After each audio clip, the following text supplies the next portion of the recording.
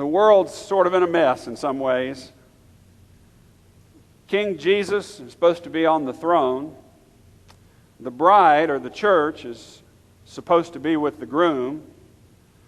The criminal, Satan, is supposed to be in prison. The book of Revelation brings it all together, that one of these days, the king is going to rule on his throne. The bride is going to be with her groom. The criminal is going to be cast into prison. And we're going to understand the way things were meant to be. That's the prophecy of Revelation that unlocks the mystery of all of history. So in conclusion, let me make a brief application. My application is from another passage, another author who wrote on this great book. Peter said this in 2 Peter chapter 3, and let me just read it for you quickly. 1 Peter 3, beginning at verse 10. Peter said this, 2 Peter 3, beginning at verse 10. The day of the Lord will come like a thief. The heavens will disappear with a roar. The elements will be destroyed by fire. The earth and everything in it will be laid bare. And since everything will be destroyed in this way, what kind of people ought you to be? You ought to live holy and godly lives as you look forward to the day of God and speed its coming. That day will bring about the destruction of the heavens by fire, and the elements will melt in the heat.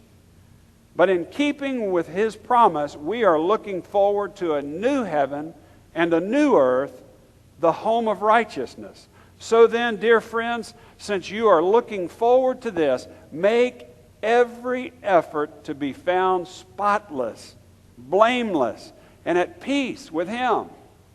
Bear in mind that our Lord's patience or long-suffering or delay means salvation, just as our dear brother Paul wrote.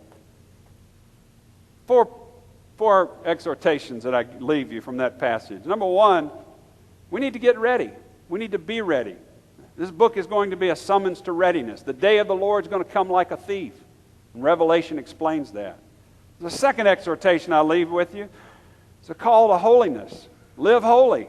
That passage says that we ought to be blameless and spotless and living as close to the Lord in these last days as we can.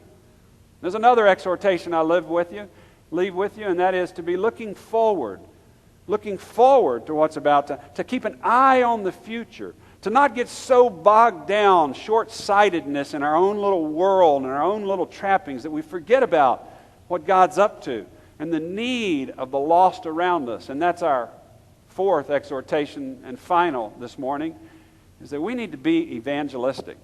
I mean, we need to get serious about realizing eternity is right around the corner for humanity. And we need to be bold in our faith, bold in our witness, bold in our reach out to those around us who may not know the Lord. And we're going to be blessed as we study these pages. And we're not only needing to be blessed, but we need to be a blessing. And God help us. God help us to see a clear picture of Him. And God help us as we take to heart the great truths of this book.